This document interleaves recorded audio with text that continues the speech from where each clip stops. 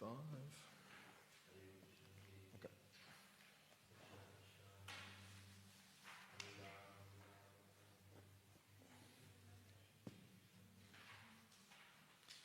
Gauranga.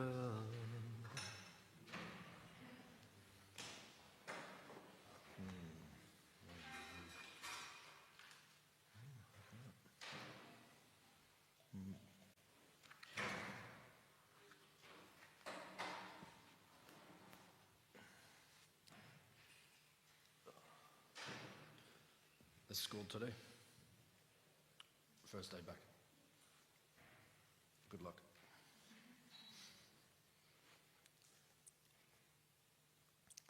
May Krishna bless your school.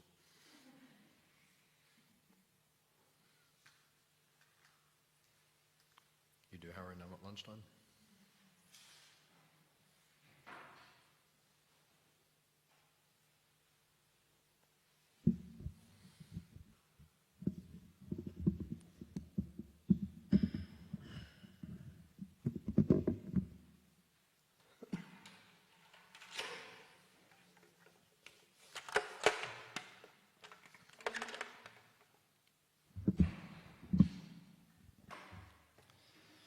Jai Radha Motovo Kunjam Bihari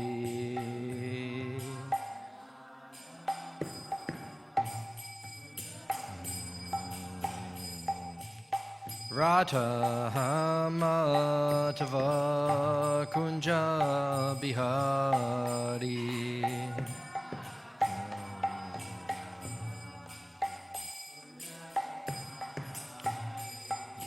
Gopi Jan Vallabha Girivaradari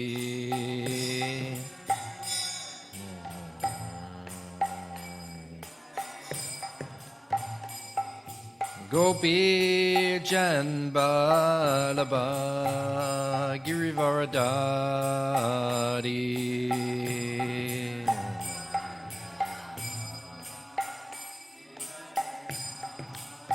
Yashodanandana Brajajanaranjana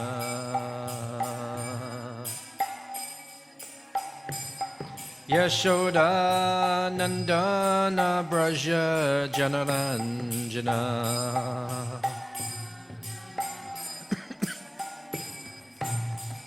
Jamuna Tiravanachari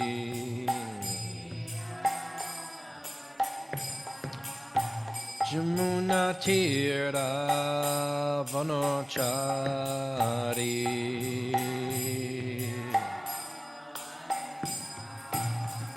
He Radha Motova Kunja Bihari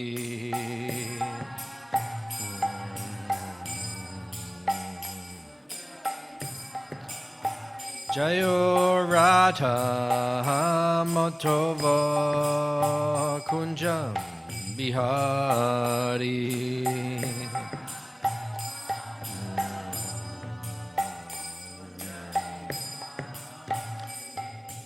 Gopi Jana Vallabha Girivaradari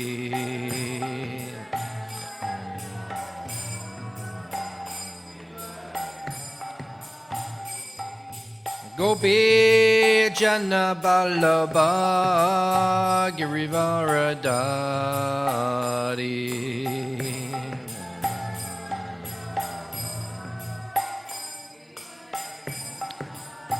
Yashodanandana Brajajanaranjana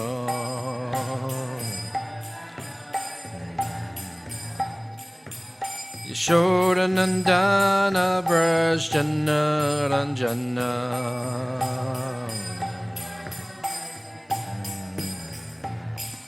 Jamuna Tira Vanachari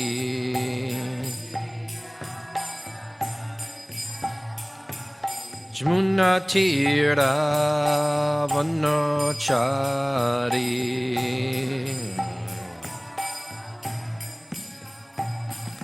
Jayo Radha Motovo Kunja Bihari.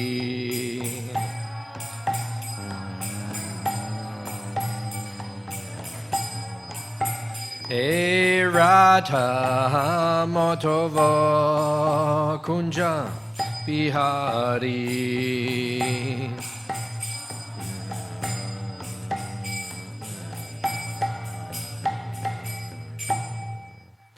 Jayam Vishnupad, Paramahamsa, Paragraj, Kacharya, Ashtatala Sata Shishimad, His Divine Grace, A.C. Bhaktivedanta Swami, Srila Prabhupada Ki, Anantakoti Vaishnava Brindaki, Grantaraj, Srimad Bhagavatam Ki, Nitai Go Premananda. All glories is some devotees, all glories is some devotees, all glories is some devotees. All glories to Sri Guru and Sri Gauranga.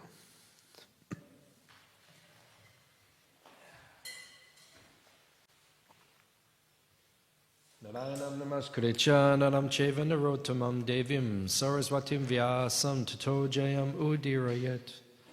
Om namo bhagavate vasudevaya. Om namo bhagavate vasudevaya. Om namo bhagavate vasudevaya. Reading from Srimad Bhagavatam, canto 9, chapter 4, chapter entitled Ambarish Maharaj offended by Devasa Muni, text number 55.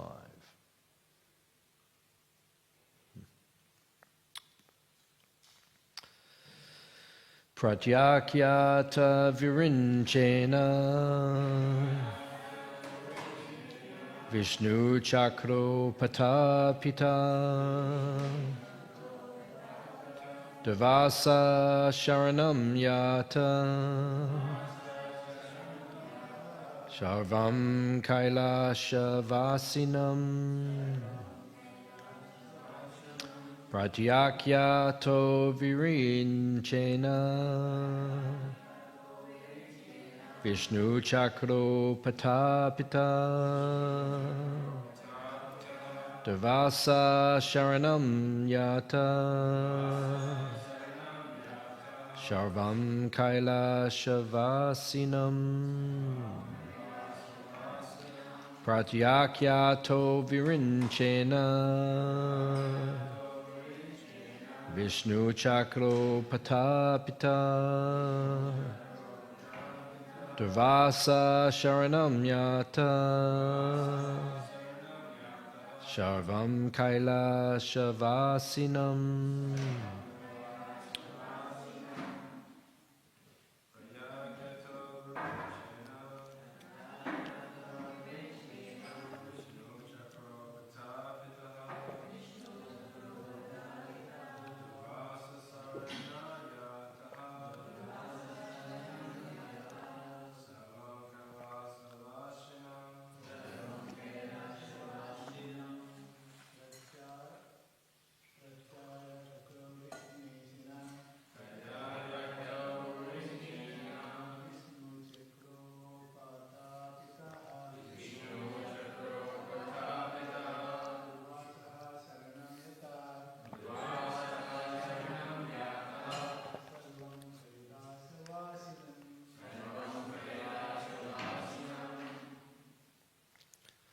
Mataji's.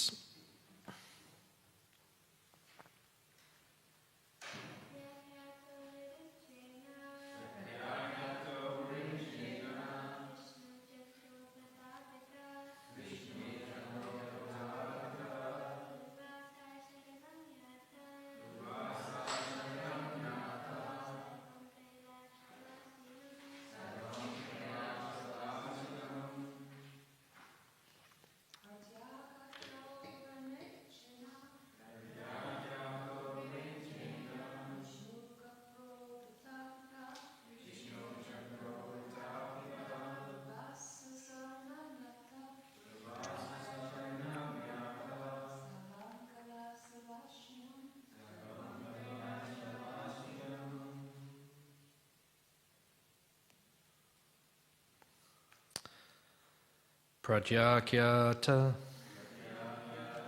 being refused. Virinchena, by Lord Brahma. Vishnu Chakra Upatapa, being scorched by the blazing fire of Lord Vishnu's disk.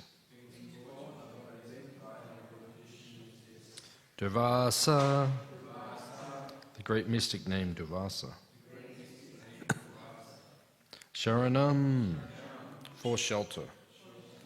Yata, went. Shavam, unto Lord Shiva. Kailasavasinam, the resident of the place known as Kailasa. Translation and purports by His Divine Grace A.C. Bhaktivedanta Swami Srila Prabhupada. When Durvasa, who was greatly afflicted by the blazing fire of the Sudarshana Chakra, was thus refused by Lord Brahma, he tried to take shelter of Lord Shiva, who always resides on his planet known as Kailasa. Translation responsibly. When Durvasa, who was greatly afflicted by the blazing fire of the Sudarshana Chakra, he was thus refused by Lord Brahma. He tried to take shelter of Lord Shiva, who always resides on his planet, known as Kailasa. Text 56. Lord Shiva said, "My dear son, I, Lord Brahma, and the other demigods who rotate within the universe under the misconception of our greatness cannot exhibit any power to compete with the Supreme Personality of Godhead. For innumerable universes and their inhabitants come into existence and are annihilated by the simple direction of the Lord." Purport. There are innumerable universes in the material world, and there are innumerable Lord Brahmas, Lord Shivas, and other demigods. All of them rotate within this material world under the supreme direction of the Supreme Personality of Godhead. Therefore, no one is able to compete with the strength of the Lord. Lord Shiva also refused to protect Durvasa, for Lord Shiva also was under the rays of the Sudarshan Chakra, sent by the Supreme Personality of Godhead. Amagyan Timarandasya Gananjana Shalakaya Chakshurun Militam Jena Tasmai Shri Gurave Namaha Sri Chaitanya Manobishtam Stapitam Yena Bhutale Swayam Rupa Kadamayam Dadati Swa Padantikam Vancha Kalpatarubhyascha Kripa Sindhu Bhievacha Patitanam Pavanebhyo Vaishnavebhyo Namo Namaha Jai Shri Krishna Chaitanya Prabhu Nityananda Shri Advaita Gadadha Srivasadi Gaura Bhakta Vrinda Hare Krishna Krishna Krishna Hare Hare Hare Rama Ram Rama Hare Hare.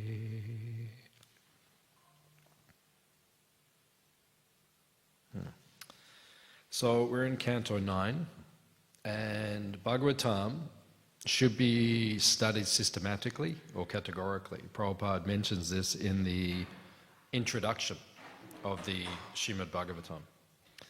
Srila Prabhupada says that we should study Bhagavatam categorically, systematically, because it was spoken systematically. Bhagavatam is thematic. Right? There are themes. There's a reason why it's spoken the way it is. Sometimes it seems disorientating when you study Bhagavatam. You know, when we study, we sometimes think, why is this being spoken? Why is that? There's no chronology within Bhagavatam.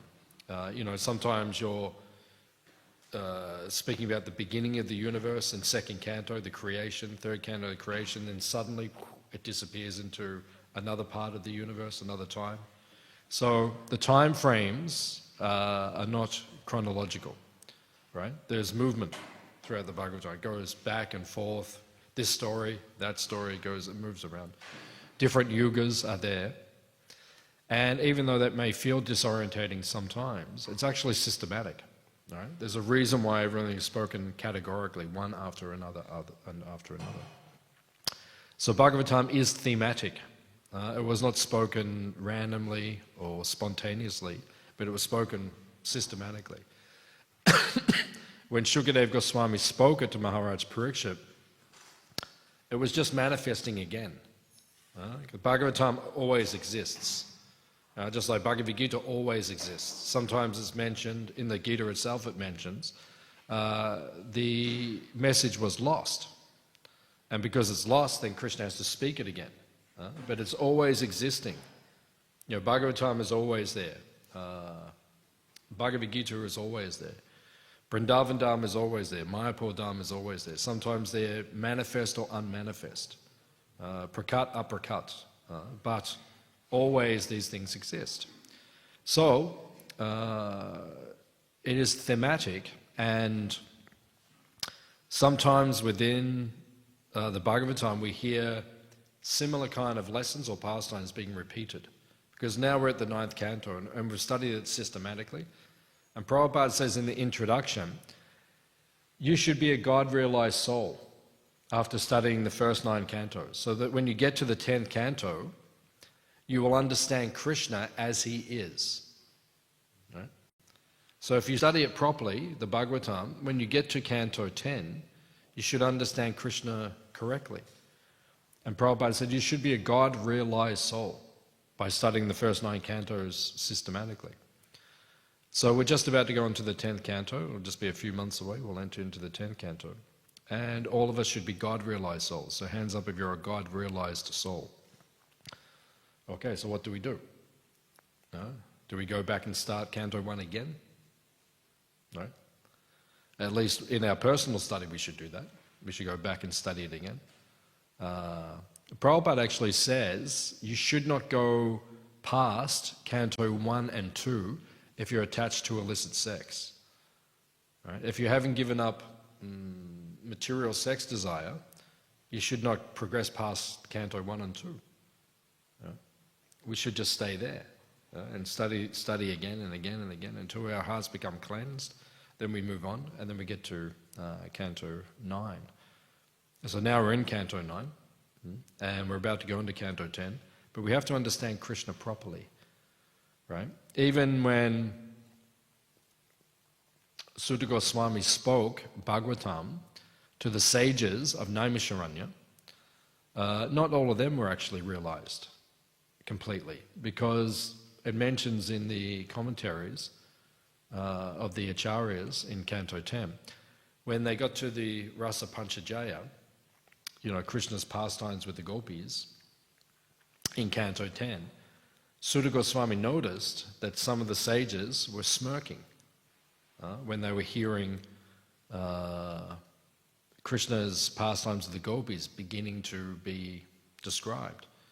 Which means they still had some contamination in their heart, right? Some lust in their heart, because they couldn't understand that Krishna's pastimes are divya. They are not jamma, kama, chame, divyam, right? You have to understand that Krishna's appearance, his lila, his activities in this world, they're divya. They are not material, they are spiritual. That's why we study Bhagavatam systematically, so that when we get to the 10th canto, we understand, no, we're dealing with God. Right? We're dealing with Krishna's pastimes. We're actually dealing with Swayam Bhagavan. We're dealing with the original form of God. And his pastimes are different to the other incarnations. Because Krishna is in the mood of Dear Lalita, which means he's just being playful. He's just enjoying. Right? Even some of his Leela appears from a material point of view to be immoral. Right? If you go out and meet someone else's wife, right, in the middle of the night, that's immoral.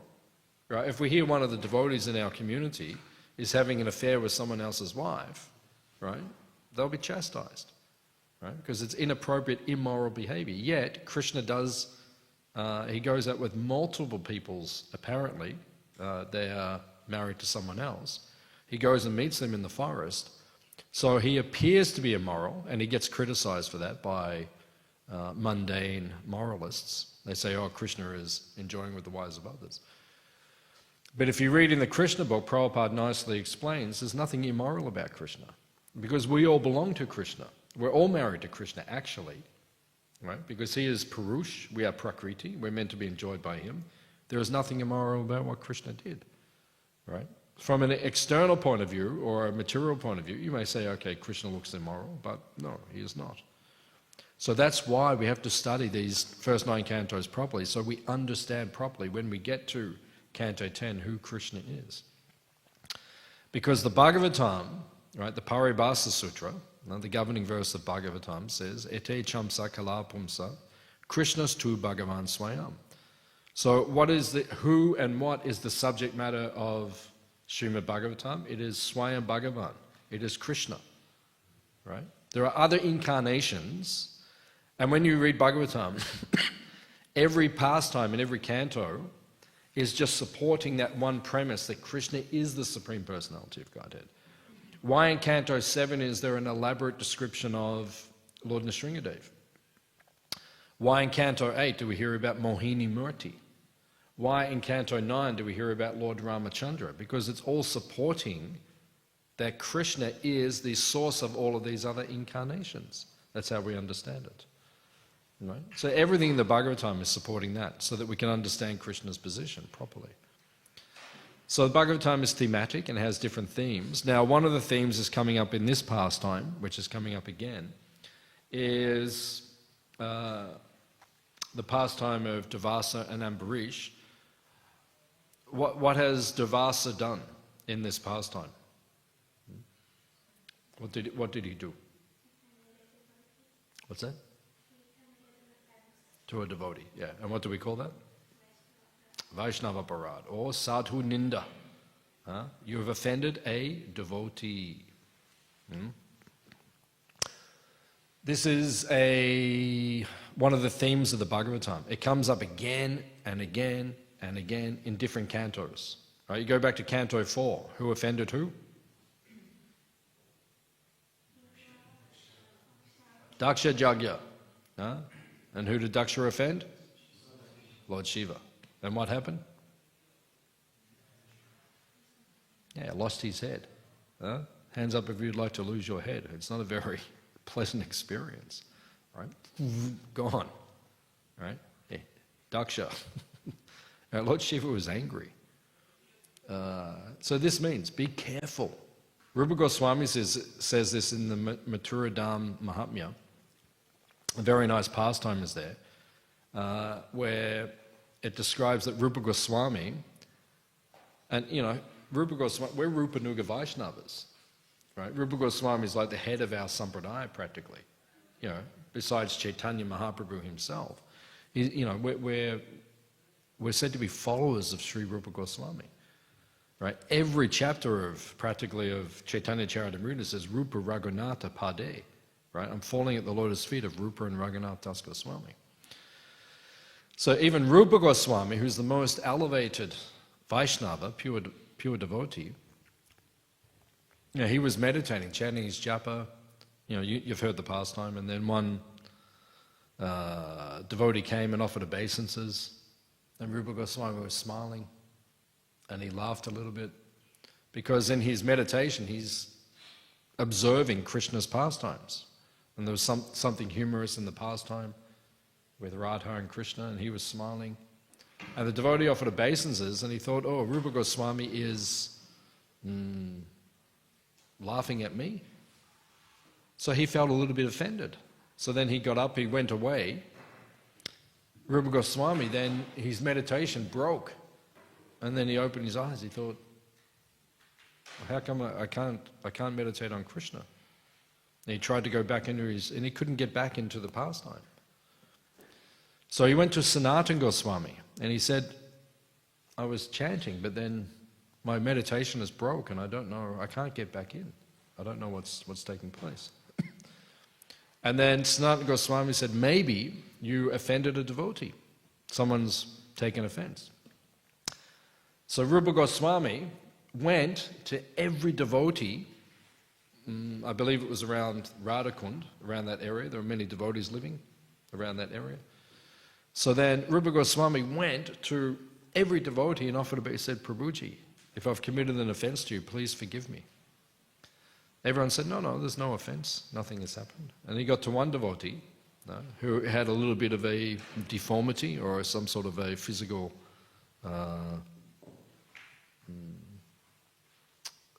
something there was there, some sort of disability or something was there.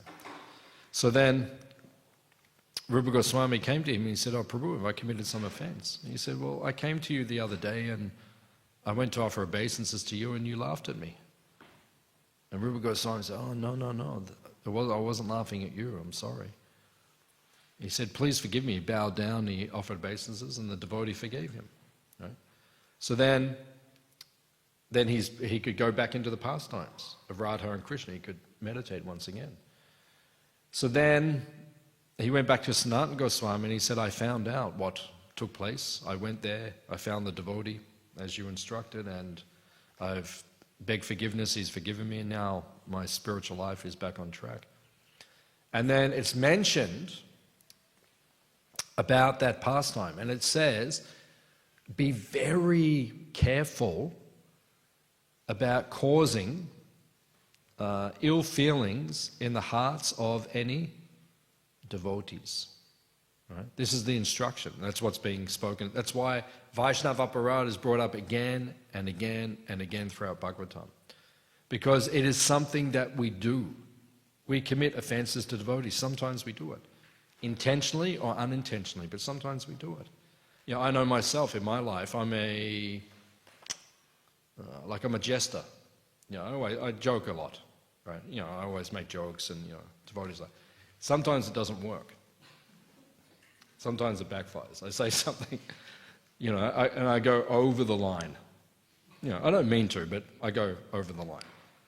And then the devotee gets upset. Takes it the wrong way. Yeah, it's happened to me a number of times.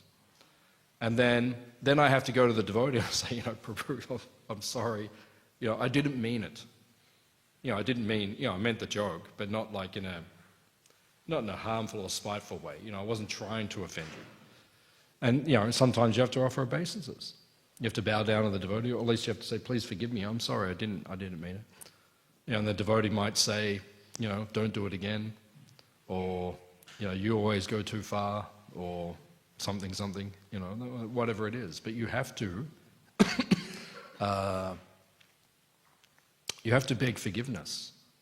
And none of us are so advanced that we can't beg forgiveness from someone else.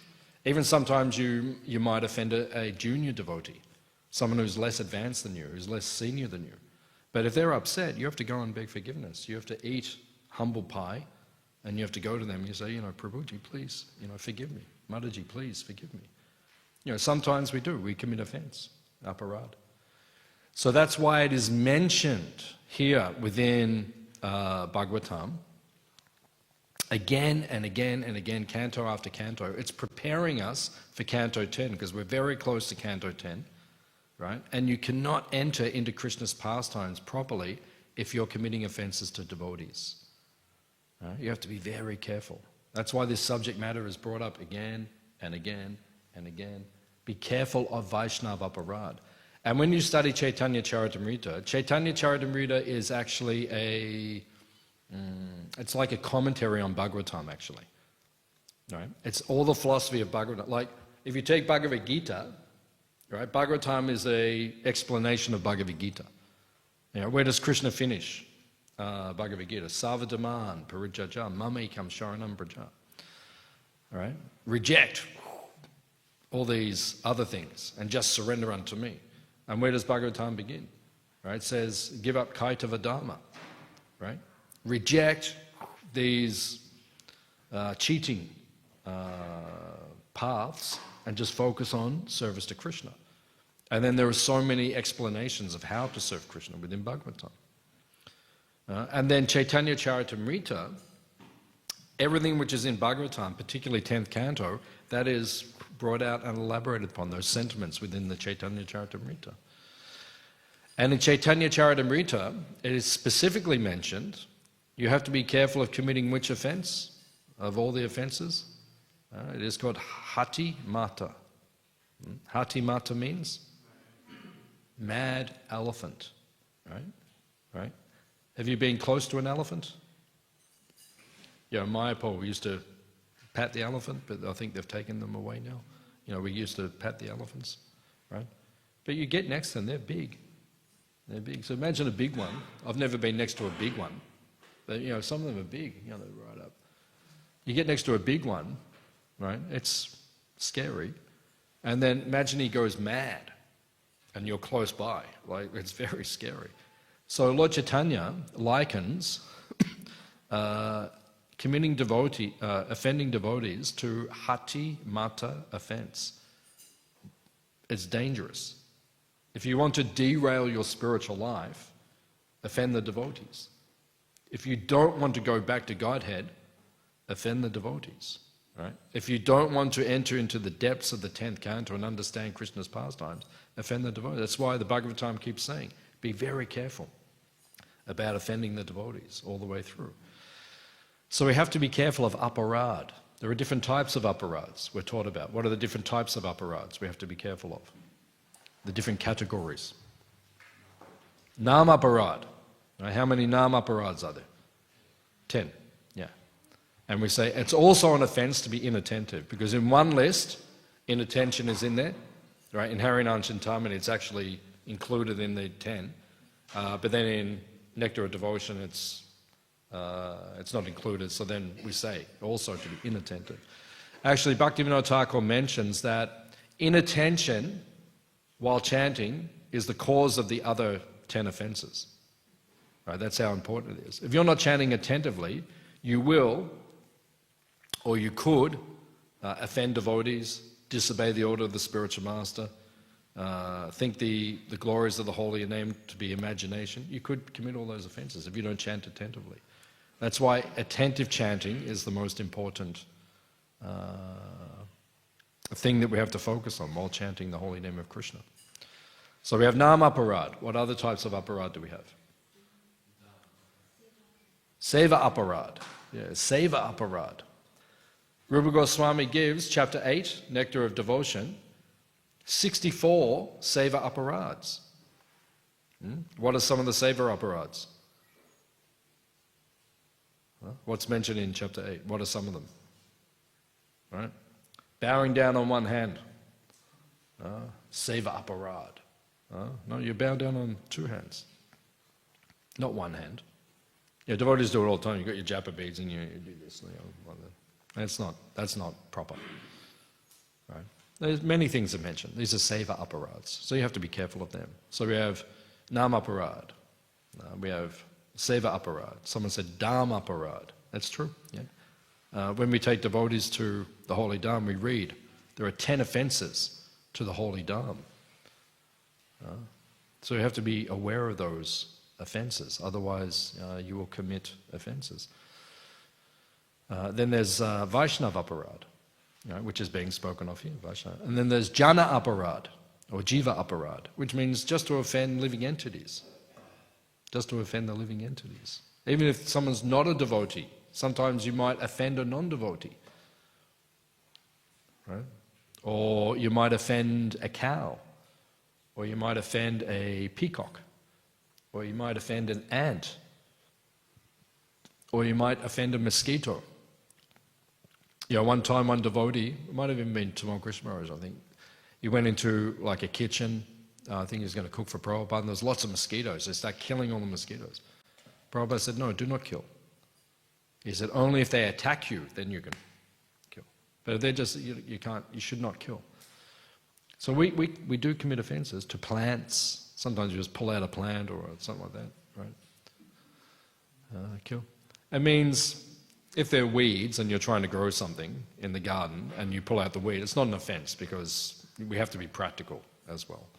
But it means if you just, actually in, it was Dallas or Houston, Srila Prabhupada was there. He came to the temple. He came back the next year And there was one tree which was very close to the temple, growing very close, and the devotees had pulled out, and Prabhupada said, "Why did you pull out? Why did you pull out the tree? You've just taken him." You see, like in India, sometimes they go around the trees. Right? Even in Australia, even down here in Albert Park, down Deng Street, further down, right? You see some of the trees are coming right out on the road, right? And you have to go around them. No? It actually says in Manu Samhita, if you kill an old tree, it's a great sin.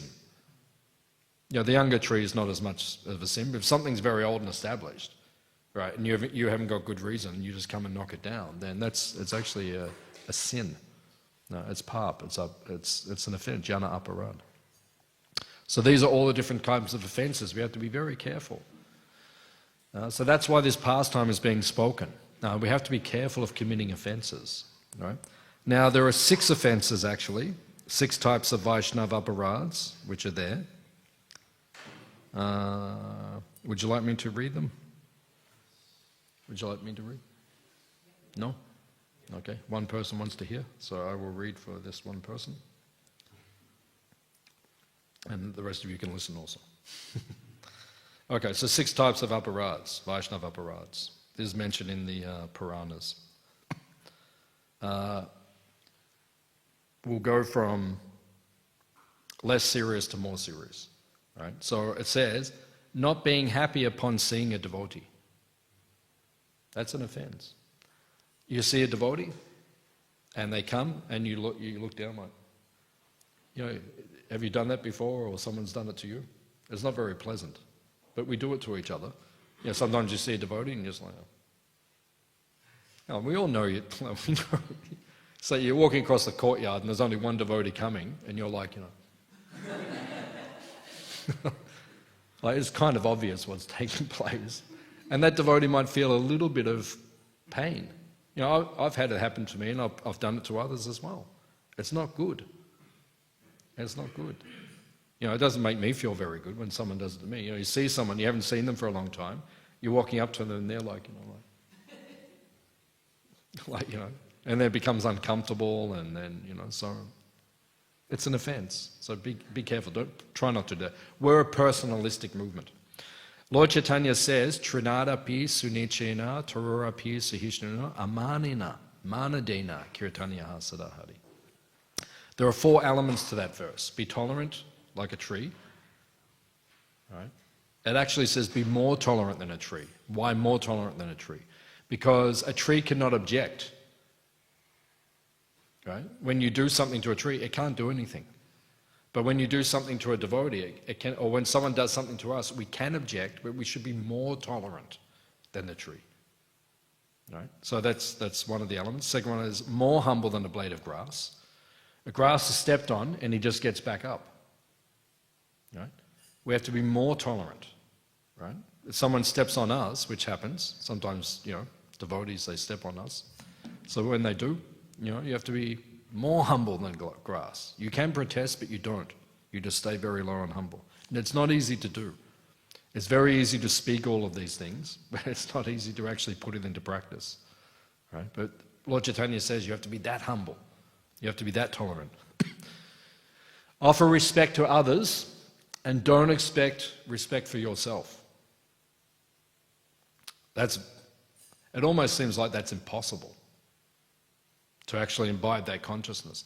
Not expecting respect. Hands up if you don't expect any respect. Right? We all do. We all like it. You know, we won the marathon.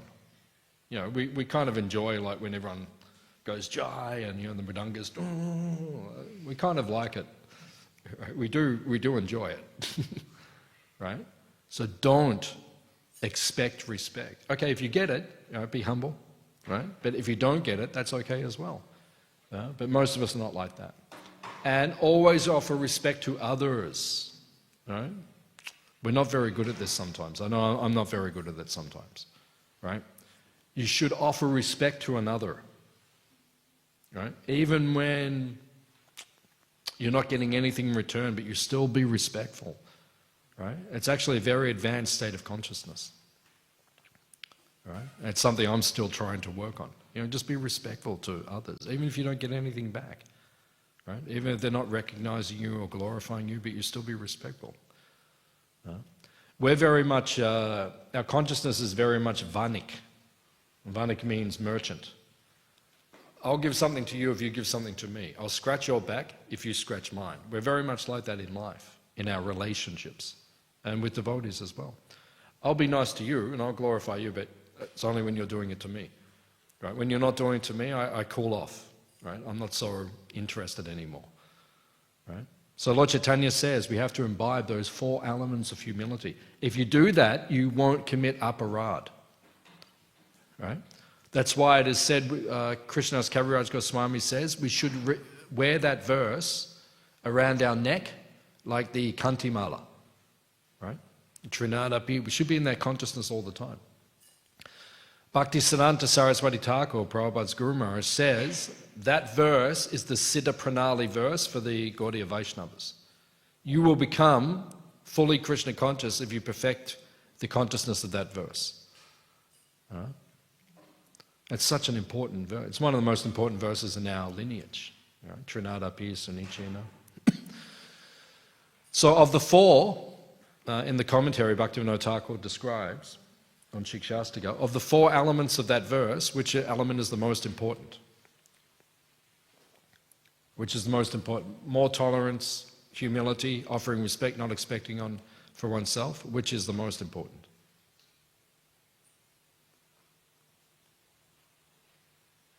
Someone knows? Anyone knows? Right? It is, right, not expecting the respect. No, it's not. It's actually always giving respect. Right? That's the most important element of the 4. Right? Always giving respect. Right? Even when you're not getting it yourself, but you always give it. If you do that, you will perfect that verse. You will perfect your consciousness. And then, Kirtaniya Sadahari, then you'll always chant. How much time do we waste during our chanting in our mind thinking of things which are not related to Krishna?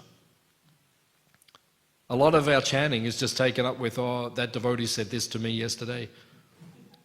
I hope they don't distribute so many books tomorrow.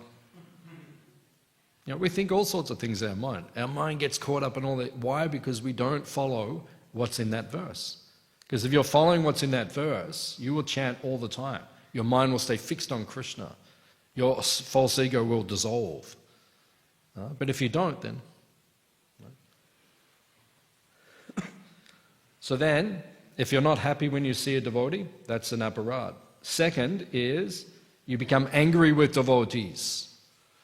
Right? You become angry with the devotee. Be very careful, right, about being angry with the devotee. Right? If you're going to be angry with a devotee, you have to have very good reason. And you have to be in the right position. Sometimes the senior devotees, we have to become angry. To get, hey, come on, get moving. You have to shake devotees out of there. But we have to be very careful. Prabhupada was the perfect acharya. He showed us. Prabhupada would become angry, next moment he was just completely detached again.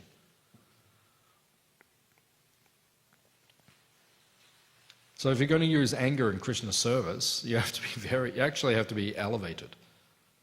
Because if you use it and you don't use it properly, you'll commit offense. So you have to be very careful how we use anger in Krishna service.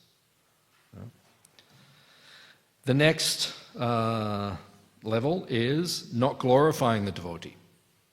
Right?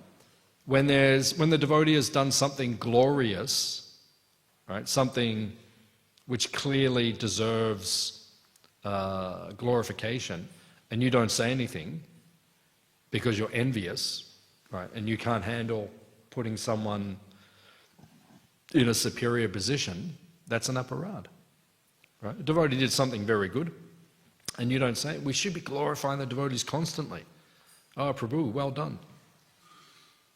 You distributed so many books. You washed this pot very nicely. Right? Because sometimes you see the pots, just like we had the retreat on the weekend. The devotees came down to the farm, some of the boys, and they cooked in the kitchen, and this is some feedback. They didn't wash everything very nicely.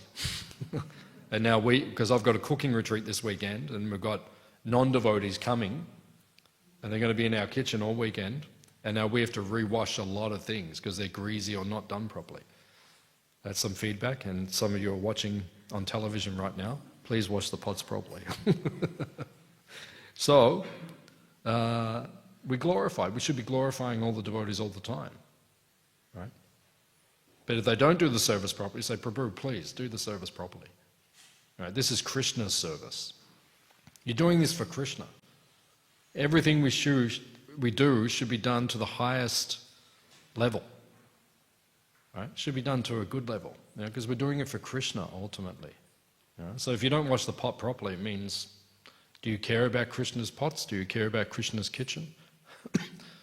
The kitchen actually belongs to who? Srimati Radharani. Would you leave a greasy bucket in Radharani's kitchen? But devotees do it. They do it. They don't mop the floor properly.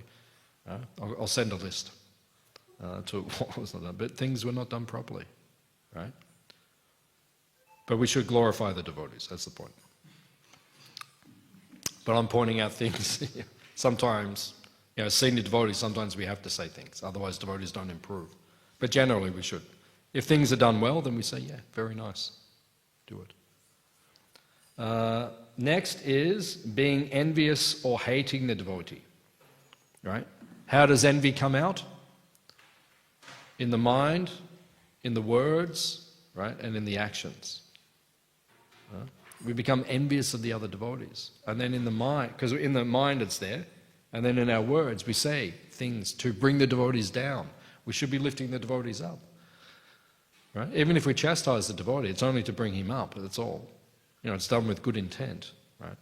But if we're dealing with the devotee, we should not be envious. We should not speak envious. And sometimes we do, like behind each other's back. We all say things about each other. Like devotees always say, Keshava eats too much. Right? I know everyone says that behind my back. That's not very good. Actually, I do eat too much, so it's okay. You can say those things about me. But we all say these things behind each other's back. It's not very good, actually. It means there's envy in the heart when we criticize each other unnecessarily. And even worse, when you take an action out of envy. You actually obstruct someone's service or something like that. That's very envious. That's a big offense, actually, to the devotee. And then the next, blaspheming the devotee. Right? Blaspheming them, behind their back or to their, saying something which is clearly out of envy and clearly not true or for the benefit of the devotee, and we just blaspheme them. Right? That's a big offense. That's why it says in the morning, the first offense against the holy name is sadhu ninda, to blaspheme the devotees who have dedicated their lives to propagating the holy name of the Lord. Right? And then the sixth offense, which is the biggest one, is to kill the devotee. Right? Prabhujis, Matajis, please don't kill the devotees. Sometimes you might feel like it. That's different. That's different. It says in Kali Yuga, we don't get the reaction for what goes on in the mind. Because if you got the reaction for some of your thoughts, you would be dead. Because sometimes in your mind you might think, I wish this devotee would fall off the bridge. Or, I don't know what goes in your mind, but, sometimes in the mind you might think things, right? But if you ever kill a devotee, your spiritual life is finished. Finished. You will go into a dark place. Actually, what was his name? Krishna was doing the rasa, Shankachuda. You know that demon, Shankachuda? He came and he took the gopis away. Krishna and Balaram were doing Rasa Leela. He came. So Krishna said to Balaram, protect the gopis, I'll go and get him. So Krishna went and got him and grabbed him, put him on the ground, and then went right? Punched him, and then again, boom, just beat him to death. And Krishna actually said to him when he was getting him, he said, "My only regret is I can't kill you more than once." Right? I can't kill you more than once. Just smashed him. Finally just smashed the life out of him. Right? Don't you touch my devotees. Huh? So if you harm one of Krishna's, if you actually killed one of Krishna's devotees, you're finished. Right? It'll take you lifetimes. Krishna will just send you repeatedly to suffering. So the point is, I know no one's going to kill a devotee. I know none of us would do that. But it's just showing us, right, how careful we have to be. Right? So it is said in Mathura Dham Mahatmya, it is said, be very careful. Rupa Goswami writes, be very careful not to create ill feelings in the hearts of the other devotees. If the other devotees feel ill about us, don't feel good about us, they might not say anything, but if they feel distant and they're not happy with us, that's of great concern. Because that means you're not going to go back to Krishna. You can't go back to Krishna if the other devotees are upset with you. So if you feel that, sometimes I feel it, like I feel the other devotees are not happy, then you have to become humble. And you have to go to the devotees and say, Prabhuji, I'm sorry. And try to receive the blessings of the devotees.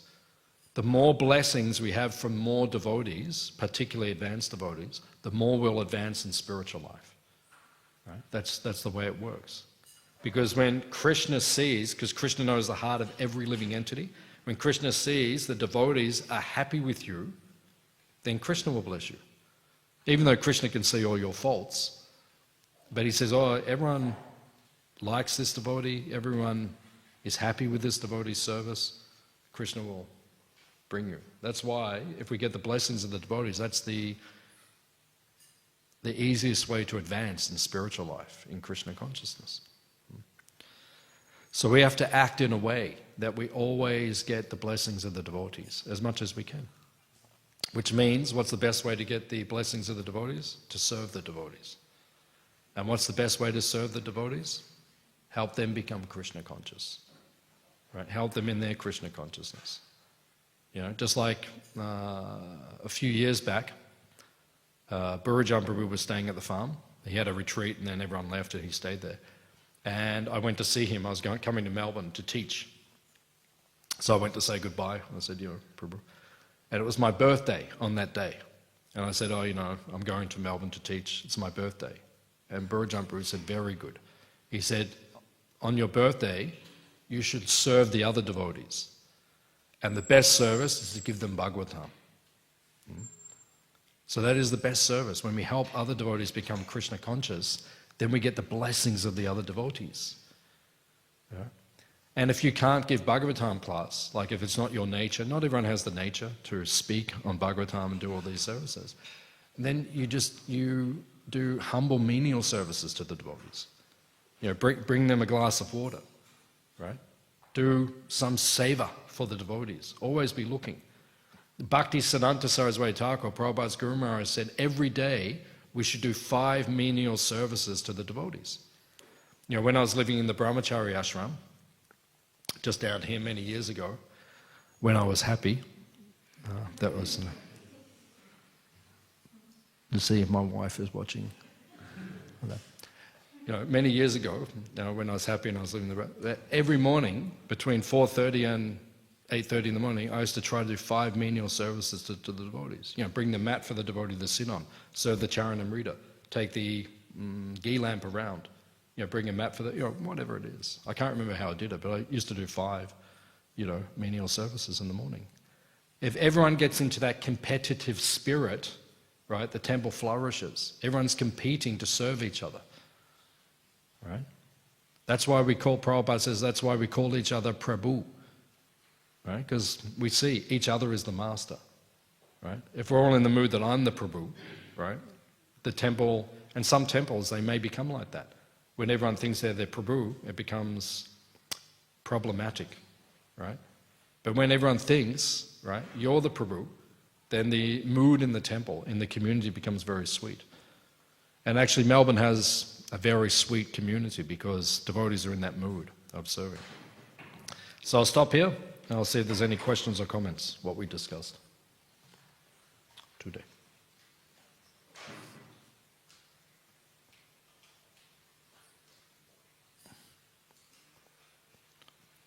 Any other questions?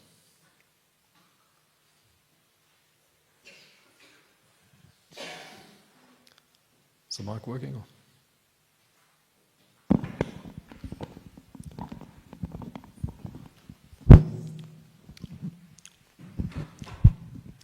Hare Krishna, Prabhu. Thank you for the nice class.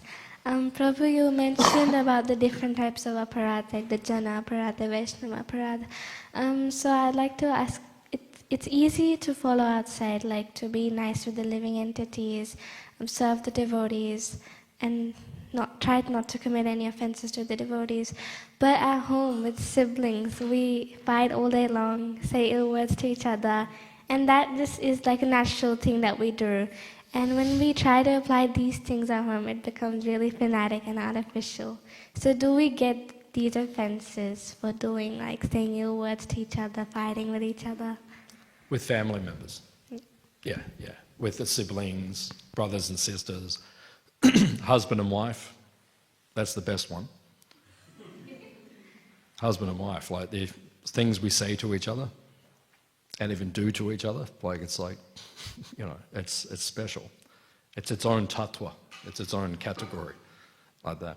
And, with the brothers and sisters, I do things. And the question is there some reaction to the aparad? The answer is yes, there is some. It's not as serious between the husband and wife, because the husband and wife, they do all sorts of things. They say all sorts of things. And they're siblings. But we have to remember we are devotees. We do put on tilak, we do wear kanti mala, we are devotees, so there is something. I think it's less. That's my experience, it's less, because I think if we got the actual reactions, we'd probably all be in wheelchairs right now. So I think, where it's less, because Krishna understands. Chanakya says, when the husband and wife are fighting, sometimes in the sky there is a cloud, and the cloud makes thunder sound, but there's no rain. So husband and wife fighting is like that. Right, it's just some noise. Everyone goes, oh yeah. It's not doesn't mean anything, just some noise. So sometimes you hear the grihastas fighting, and everyone goes, like that. We don't take it seriously because that's just what they do. So that is, you're not getting the full reaction. I think Krishna just says, we're not taking that seriously, but there is something, because it's not appropriate, So Prabhupada says, after Mangalarti, we offer obeisances to all the Vaishnavas. Why do we do that? Prabhupada says that gets rid of all the offenses from yesterday. So that's why every morning, we all say, Vancha Kalpatarubhyascha. Let us offer our respectful obeisances to all the Vaishnava devotees of the Lord, who are just like desire trees. They can fulfill the desires of everyone, because they are full of compassion for the fallen conditioned souls. So we all do that. So Prabhupada said that means offences, unknowingly or knowingly you've committed, that will clear that. So maybe at home you can do that a few times a day. Before you go to sleep, and then when you get up in the morning. And probably after you shower, and then, after you play, and then before lunch, and a few times. Any other questions or comments? Yes, sir. Hare Krishna Prabhuji, thank you for the nice slide. I would like to ask, why is Parshuram's committing offense to the devotees by killing them? So how is that not offense? Parashuram killed Kshatriyas. It didn't say devotees, it said Kshatriyas. He killed Kshatriyas. Okay. Yeah. Parashuram was killing people who needed to be killed. If you kill someone who needs to be killed, there's no offense. Like it says in Bhagavad Gita, in the Prabhupada says in the purport, if someone tries to take your wife, or set fire to your house, or attach you with a weapon, you're allowed to kill them. That's okay. But only even in this day and age, if someone did one of those things and you killed them, you'd probably go to jail, because the whole system is upside down now. But sometimes you are allowed to kill someone. But next time, before you kill someone, make sure you read the list. Make sure it's the right. Because otherwise it's a big problem. Any other question?